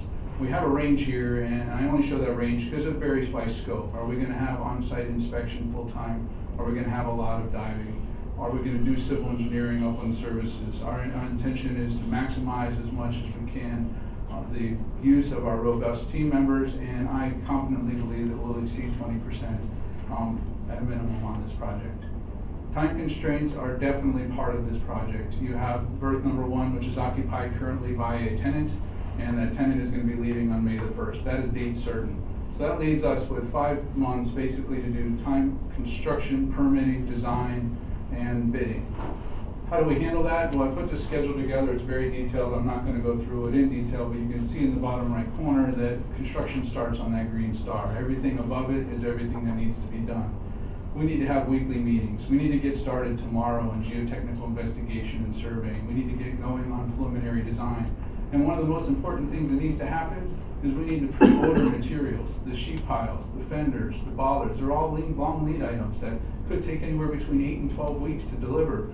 And if we can order them early and have them on site for day 1 for the contractor, that just gives you an edge on being able to move forward with construction and having a lot more of a window. Similarly to the budget constraints, time constraints or budget constraints, and they have very similar paths. The impacts that you have on your time related to permitting, having regular meetings, making sure you're meeting with the permitting agencies, making sure that you understand what their expectations are. Talking with contractors about means and methods and making sure that the path forward is a constructible one that's cost effective and time efficient. And finally, ordering the long lead items directly from the port could save you the sales tax, which also gives you an extra cost break. Separate from the time and budget constraints, you have tight quarters. You can see here, you got 2 boats, you've got lots of upland area. Good news is those boats are going to be gone. So building this project from the water is a very good idea. Moving forward with construction methods that are going to be fast and constructible in a sequence. You're right there in the commission chambers. This is right next to your cruise terminal. Your cruise terminal is very active. You don't want to have construction impacting it. So starting from the south, moving to the north as quickly as possible is highly recommended. And the way we kind of envision it is like this. You have your existing wall, you install your sheet piles. From there, you tie them back, you install soil anchors. You can see these soil anchors are going slightly under the building, but it is not disrupting the land upland. Separately, keep on moving, you put in the whalers, you test your anchors, you install the gravel, put in your concrete cap, place your fenders, and pave your upland. All of this is about 85% of the work on the project, and making this a very time-efficient way to do this and a cost-effective way to do this can save you time and money on the project. I actually just recently wrapped up a project in St. Thomas, and it was exactly just like this. 18 months ago, we installed sheet piles. We drove them down to grade, as you can see in picture 2. We installed soil anchors. And then from there in picture 4, you can get a feel for how much operation is being occupied within this project by this plant, and also what the upland activities are. So the benefits that I bring to you are experience having done this before, the lessons learned. Also bringing with you the reduction in risk by taking those lessons learned and applying them to you. Kimley Horn also brings benefits to you by having someone with 20 years of experience, not just in the marine industry, but here in Palm Beach County that understands your port, that gives you the experience and problem-solving skills. You have unmatched port knowledge, which minimize the impacts to tenants and port operations. We have a customized approach, as you saw there, meeting with marine contractors and understanding the best way to build this project. Helps you meet your aggressive schedule and your budget constraints. You also have team diversity. There's meaningful MWB participation. We want our partners to be part of the design. We want our partners to be actively part of the construction process and to assist us through the path. And then you also have a local team. You heard Russell mention earlier, we have 133 people here in West Palm Beach. Well, we also have 21 structural engineering staff. We also have everybody here who will be working on the project in the West Palm Beach office of their company.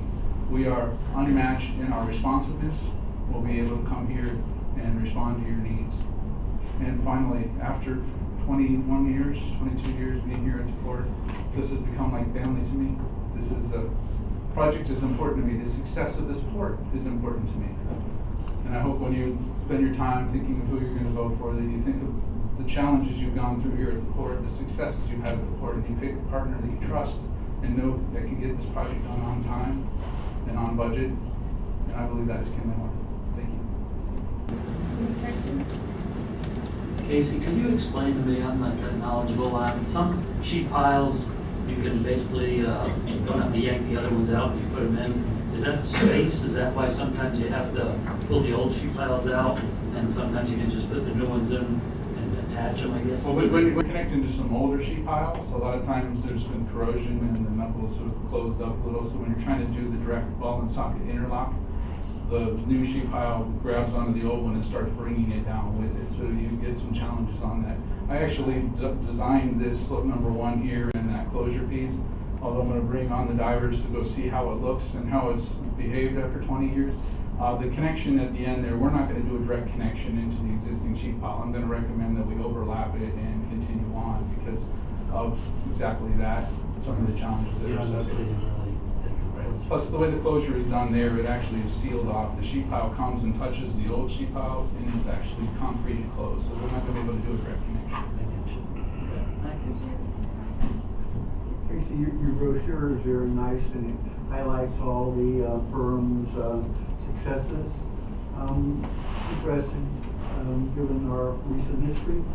What has it been necessary for you or your clients to resort to litigation in the last few years to resolve differences, or have you been able to avoid that? I can speak on my personal behalf. None of my projects have resorted to that at all, and I haven't been involved in those, both prior firm and currently. But I'll allow Russell to address anything from a regional level. We take a lot of pride in quality control and making sure that the quality products that we provide our clients result in very, very few claims. I can say beyond a shadow of a doubt, we have very, very few claims against us and our firm. Now, do we have differences of opinions occasionally? Yes. I will say that the majority of that is with private sector developers, and is typically over some type of a payment issue that we would have dealt with. But from an errors and omissions standpoint, we are substantially below average as it relates to any claims that are on. Commissioner Richards. Casey, your company and specifically you seem to be extremely capable of handling this project. There's no question about that in my mind. I'm also pleased with your MWBE participation. I think you understand that's important to this board. And should you get this project, I do want to hear from staff or from you as to how that's going. I want to make sure that they actually get work. That's very important. But I think you and your company are more than capable of handling this. Quite frankly, I'll leave it at that.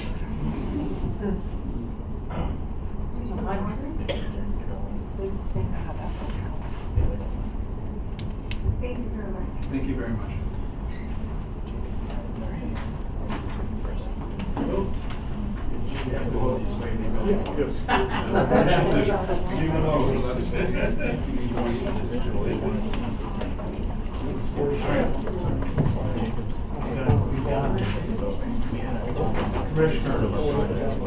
And now it is time.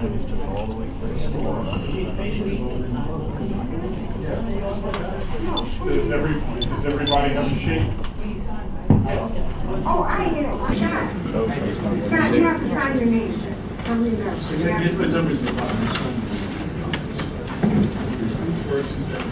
I'm gonna go sit up next to the old man. Okay. Harass him. Once we get the scoring done, I have one, as an action item, which you're going to need to vote on.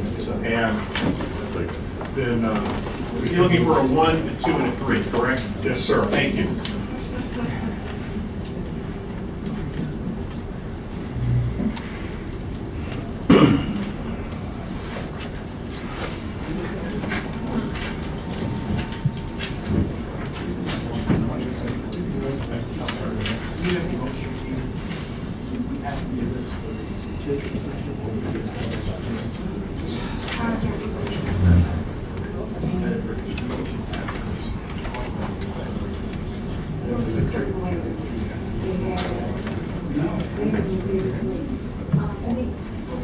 I'm just here for the peanut island discussion. You're making me work for it. Yeah, I understand that. That's the main reason why I'm trying to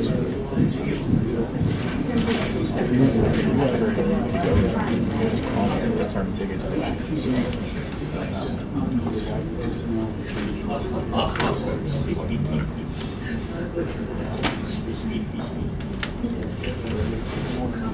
like minds on all these things. So you got to call me or tell me ahead of time.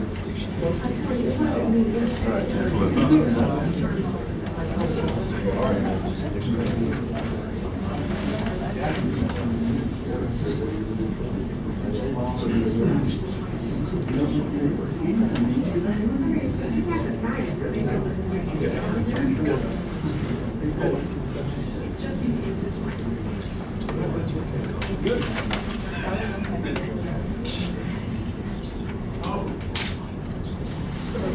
Good.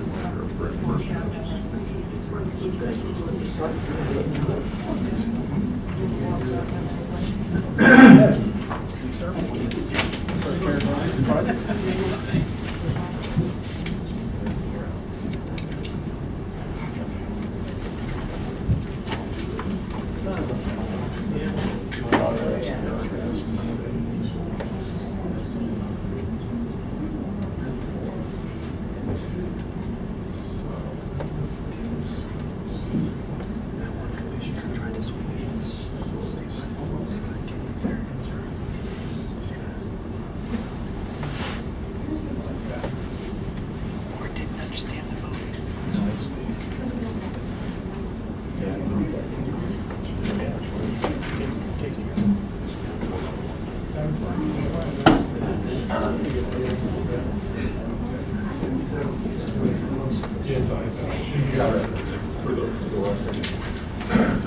Commissioners, based on the number of first place votes, it went to Kimley Horn with 4 first place votes. Jacobs Engineering had 1 first place vote, and Mark McDonald had 0 first place votes. Madam Chair, I move that we authorize the executive director to negotiate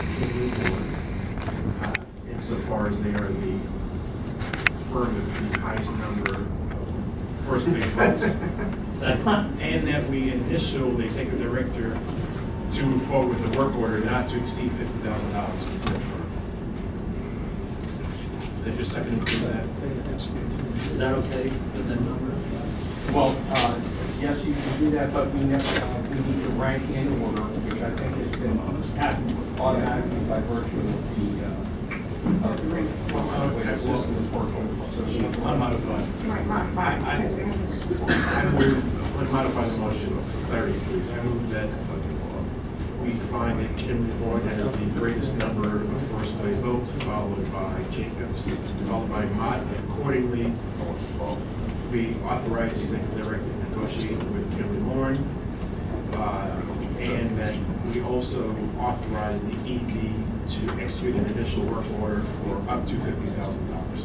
I'm sorry, I thought we did discuss about this, but we need to rank 3 in order, Jacobs, and then McDonald. If the executive director is unable to come to an agreement with the number 1 ranked firm, then he proceeds to the number 2 ranked firm. He's unable to make an agreement with the number 2 ranked firm, he goes to the number 3 ranked firm, and whoever is selected will proceed with the work order as stated by Commissioner Richards. That is the first portion of my motion along with the work order. Thank you. All in favor, please say aye. Aye. Motion carries 5-0. Thank you very much. Thank you. And I would like to thank all of the companies, all 3 companies, for coming and participating and giving your presentation. And hopefully, when we advertise something else, you will be interested in coming and participate also. But thank you very much to all 3 firms for coming. I appreciate it. Thank you.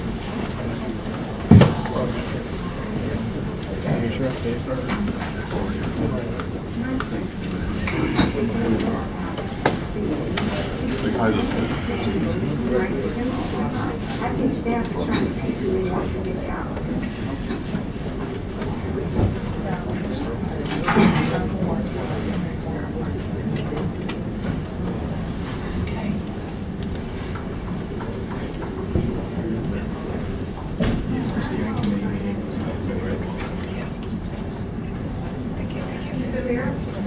Thank you.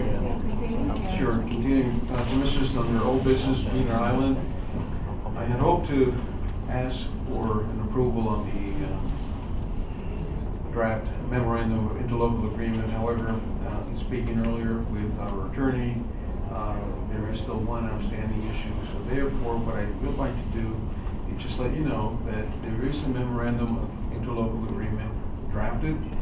Both Parks Recs Department and ourselves have read it, we came up with it, attorneys have looked at it, they have agreed.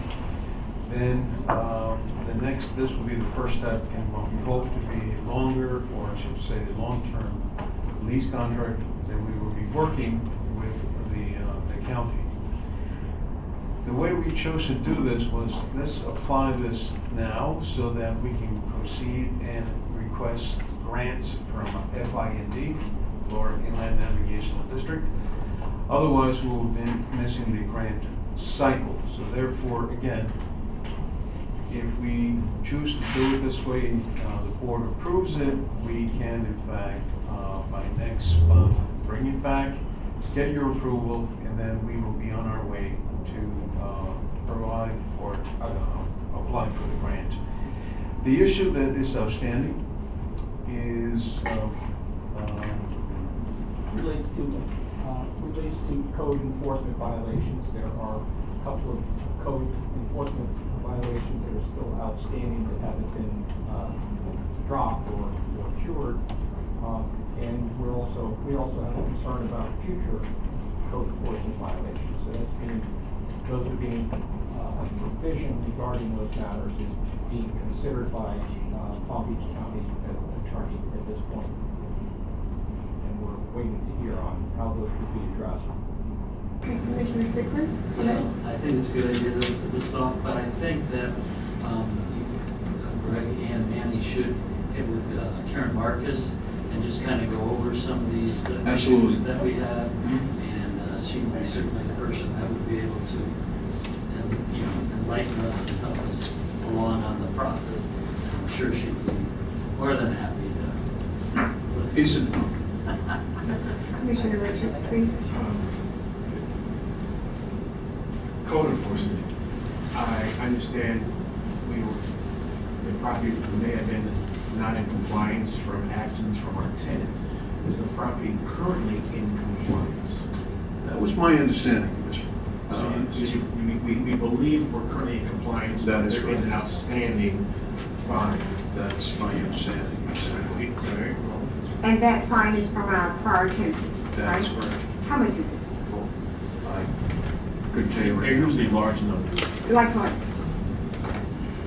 Around 50,000. Well, we have not had the hearings on the code enforcement violations yet, so I don't know that there are fines. Oh, so we have the right in. Madam, Yes, go excuse on. me, generally the county is much more concerned with acquiring compliance than they are in fines. I don't think the fines will be the issue. It's the compliance with the code that's the issue. I don't know that there is compliance. There are a lot of, there are 3 pages worth of violations, and I don't know that anything that might we're investigating. I can mention, if I may, in working closely with Eric Call, who's the director of parks, he did say he is willing to obviously work with us. And incidentally, Commissioners, we have Bob Hamilton, who works directly for Eric. He's here in the event that we have any questions of them. But I'm sufficiently confident that we'll be able to work this out, and I'm also sufficiently confident we'll be able to bring it back in a month. So you want to defer the vote? Will you please? Yes, that's my request. Do you have any idea how much we might be spending in order to come into compliance? We have no idea, but it shouldn't be a lot of money. Okay, could be zero. Okay, well, let's just bring it back as I missed. One last thing is that, in our favor, is that on the ballot, they voted down, remember, the homestead. So that was one thing that the county was like really, every county in the state had the same problem, that they thought, oh my God, this is going to really screw things up. Well, we got defeated. I don't know if Karen has anything to add, but since she's here with us. Is that right? Yeah, come on up. Thank you. Thank you. Thank you. Hi, Karen Marcus for the record. And I did not know this code enforcement issue was here on this was a problem. I didn't get any notice of that. We were hoping it was going to move forward for tonight and then go to a commission agenda in January. I don't know if the code enforcement fines can be resolved between now and then, since it does have to go to a code board. Because the structure is now closed and there's no people in there, that was, I think, was the code enforcement issue. and I'm sure whoever is looking at whatever it is like, okay, as long as it's not open to the public. This is simply mowing your grass and making sure it looks good for a minimal amount so that we can move into the next direction. So, you know, I'm hoping that you might want to go ahead and consider the agreement, and we'll continue to work on the code findings. And, you know, the Parks Department will say the building is closed, nobody has public access. So, and we always work with people who are in violation. We worked with the court in the past. I can't guarantee it, but I'm really hoping that you would move forward.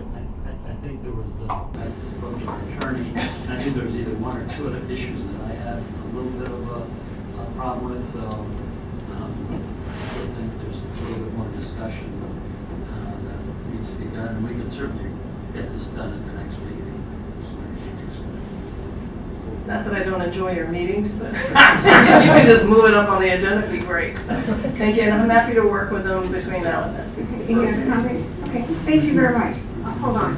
And Manuel, if you want, we can set up a meeting. I know Mr. Smith as well. He'd be happy to meet with us. Absolutely. Although we could have to facilitate. And he has always been much more concerned with compliance and safety than he is with fines. Fantastic. Okay. Thank you. Warren. J3, verse 17. Commissioners, J3 is a consideration for work amendment number 6 and number 7 for work orders for income. As we all know, the Birth 17 project has been delayed several times. Actually, if it gets substantial completion by the end of this month, the project will be actually delayed for 16 months. So the actual work order that's have been approved to Waycom puts them through have engineering construction services through September 14. So these two additional amendments will allow them to continue the project until the expected substantial completion date of November 30th.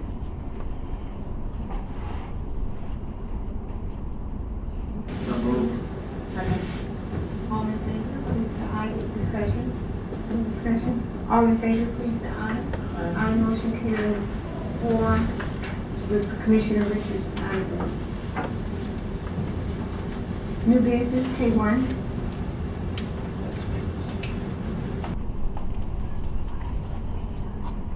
Commissioners, my staff has just completed a rather extensive inventory of the port's fixed assets, which was no small task. They identified approximately 200 assets that were obsolete and could not be found, had no book value, they've been removed.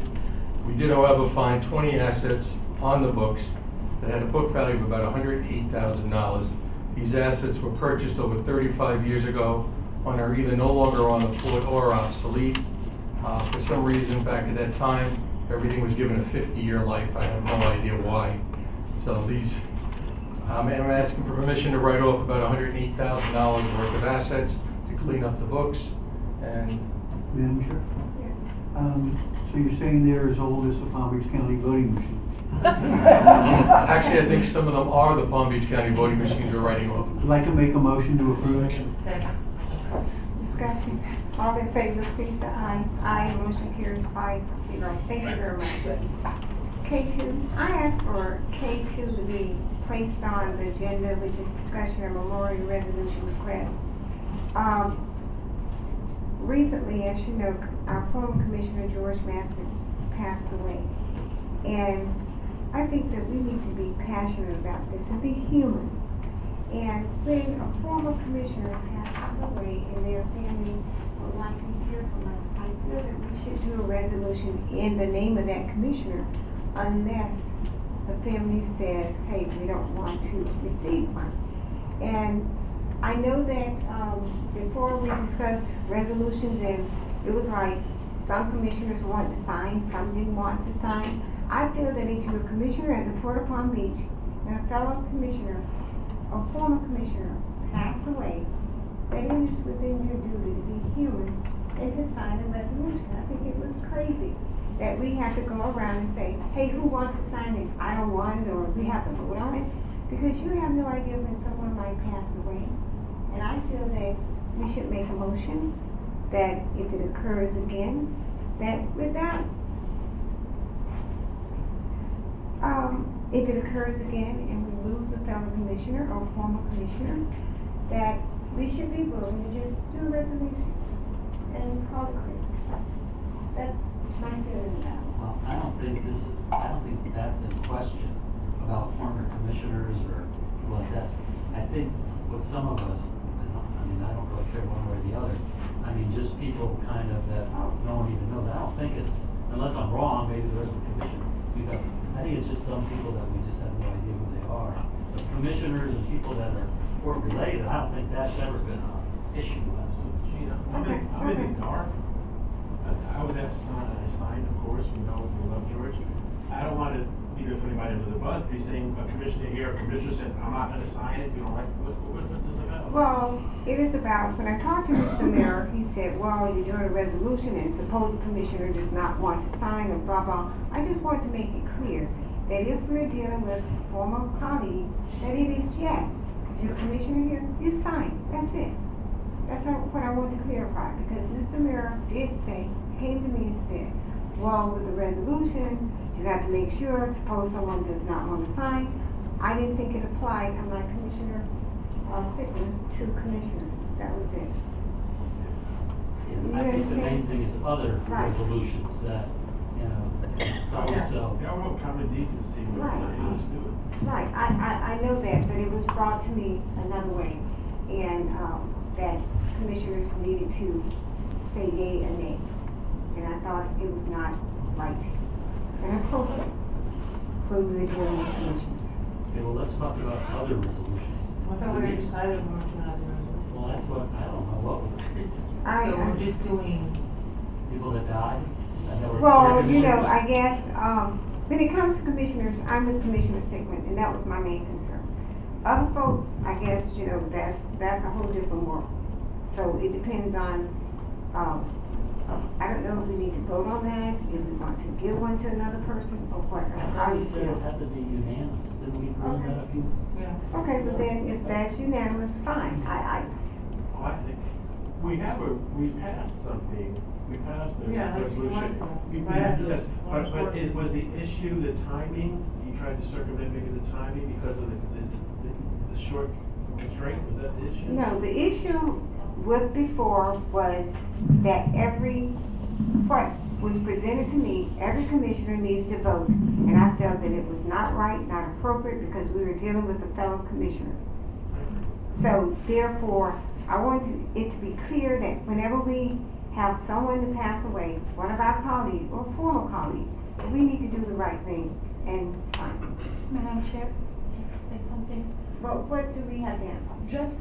Just to clarify, what we approved before was a proclamation policy, and that's actually to recognize individuals that have made significant contributions. I was just relaying back to what Commissioner Sickman said, so it's totally different. Right, that's a proclamation. This is a resolution. Something different. There are two different things. The resolution has to do with a number from the state of Florida. It is more formal. Absolutely. So that's a different animal. Yes, I think the issue is that it needs to be brought back to the commission for approval. For resolution? Those are proclamations. Resolution, I think that was the issue. Proclamations were supposed to be brought back.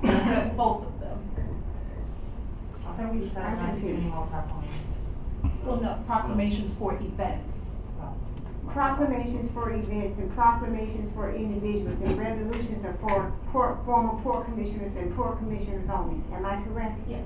Is that, what are we now? No, that's not correct. Okay, well, If I may. okay, let's get it right. And keep me honest, I believe we have approved a resolution regarding proclamations, that they have to come to a meeting. But I think the concern would be a memorial, you don't have time to wait for a meeting. So I think that's an issue that you may run into, which we may wish to address. If it's a current or former court, I'd say whether the commissioner can be staff. If it's a person that's been appointed to the court and it's a memorial, we may not want to wait a whole month. You didn't want to wait a month, which makes sense. You want to do it sooner. So I think we need to do that. And so therefore, we're saying that resolutions are for, it can be for staff, former poor commissioners. And I guess my problem is, I guess we need to work on The it. agenda item says memorial resolution. Memorial Not just any resolution, a memorial. Why don't the resolution. staff work it out? Let's work it out. Can't be that hard. Yeah, No. Chairwoman, I think the issue is, you don't wanna have to wait a whole month. Right. So why don't we have staff bring it back to us, where we could vote on something that would recognize, hopefully, past commissioners, maybe current commissioners, and the Port family. Okay. We can bring it back to us. Right. I was only concerned about, former commissioners, but Port family would be included in having a resolution where we didn't have to go through all the rigmarole and say who's gonna sign. I mean, it is automatic, hey, their family, hey, you sign, that's it, done deal. We've got don't we have the signatures now that we don't have to worry about driving out, so now we've got it all taken care of. Okay, let's bring it back next month and, staff We'll work be it out. glad and- to. We'll definitely be glad to. We'll Again, go all we're back. asking for is clarification. That's as Right, simple I as was that. just concerned. And please Okay. don't misunderstand. Of course, we supported having a resolution for former Commissioner MASTICS. It's just it was not clear, and I wanted to bring it forward. Not that we're against it, obviously we're not, but all I asked was, listen, we're only a week away, and then we'll bring something back. Not a problem. Okay, thank you. I have one comment card from the public. Ms. Kennedy, she here? I am. Good Come afternoon. forward and state your name and your address. Hi, I'm Tara Kennedy. Address is 1245 Rosegate Boulevard, and it's in Riviera Beach. I'm not sure if you guys received the email, but I do have what I emailed to you if you would like them. I don't have it. You don't have it? No. Okay. Thank you. Thank you. Thank you. And the last one.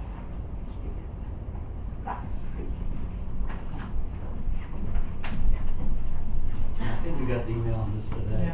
Oh, you did? Okay. Once again, my name is Tara Kennedy. I am the founder of I Am Who I Am, Inc. And I Am Who I Am, Inc. mission is to raise human trafficking awareness, domestic violence, HIV awareness, and what we do is we do that through multiple workshops. I must say first, thank you to the Port for partnering up with our organization this year for our human trafficking workshop. Thank you to Mr. Baker for being a speaker, and thank you to Ms. Alonso. The workshop was such a success that we are partnering up with the Port again January, and we're hosting our third workshop. And my whole purpose here is to ask for that grant money so we can get some assistance with the expenses.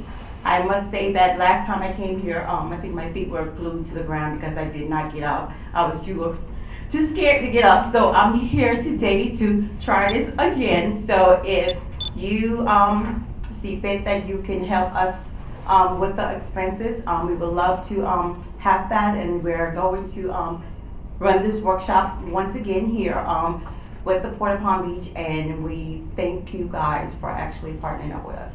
Question? Sure. Where are you getting your funding now, and how long you've been around, and give us a little more background? I've been in existence since 2015. Most of our funds come from sponsors, and if my sponsors fall short, I use my personal funds. I'll go run into my father and say, can you fund these events? And how many people have you helped, do you think, in the past 3 or 4 years? Oh my goodness. I would say over 400 people, 400 to 500 people. Like I said, I do multiple workshops. I also have an annual workshop, not a workshop, a banquet at the Marriott in Palm Beach Gardens. And what that is for the youth. They do attend the workshops throughout the year, and it's part of a treat to them. They walk the red carpet, they're transported by limousine, they're crowned, they receive a certificate of completion. We do invite our sponsors and our guests to be able to participate in that as well. I guess my question is these workshops, what are you doing in the workshops? What are they called? I mean, you named several things, but just say like January you have. That is the on your human calendar. trafficking workshop, and that's pretty much bringing awareness to human trafficking, what human trafficking is to our community. We are number 3 in the state. I find out a lot of times people have no idea what human trafficking is. They don't know how to recognize it.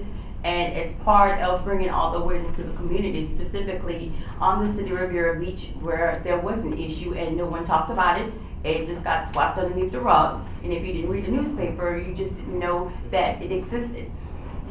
So your numbers were number 3 in the state, number 3 in terms of? As we are ranked number 3 with human trafficking issues. Real Name some other organizations and entities who have supported you in the past. The Broader Human Trafficking Coalition, I have partnered up with them for other workshops. I've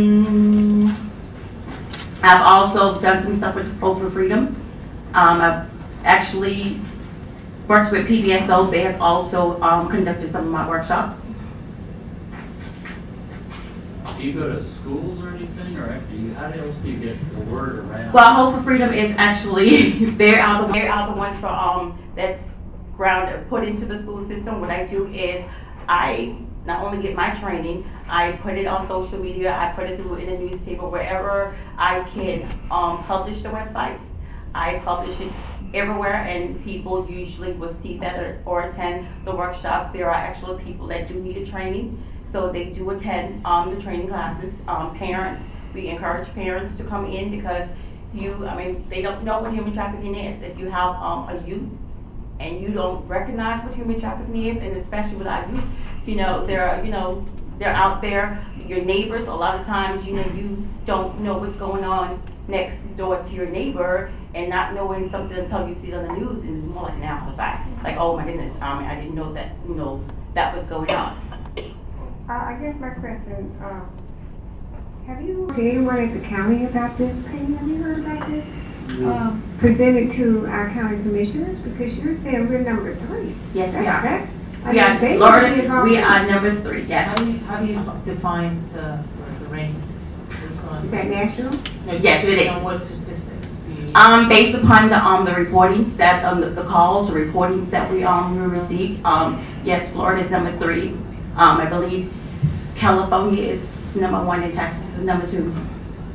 Does the school board get involved in this? The school board, yes, they are involved, and they do have an organization which is Hope for Freedom, and they are the ones that actually put on a presentation. And I do reach out to Hope for Freedom, and I have gone through some of my training through Hope for Freedom. I've actually 2 months ago I've gone through a training in Orlando with Pam Bondi. Commissioner? Well, I want to thank you for your efforts and applaud your courage, because you don't have to do this, and you do this to help the public, help individuals, so thank you. Thank you. I just want to say that I have no problem with assisting you with the cause, but I really still would like for you, if it's possible, Peyton, get her somehow on the agenda before you leave so she can say something to the county commissioners, because they need to be involved in this too. We're number 3 in the country. That's it. That's really saying something. I would like for us to, I guess, would this come from community grants? I guess so. So we can. Okay, we can all give $100. That'll give the $500. Thank you. Because that's the maximum amount we can give anyway through community grants. I give my 100 and the rest of you all give 100. You got your 500. Thank you. Thank you, and I would love to see all you guys here at your place January 12th. That's your workshop.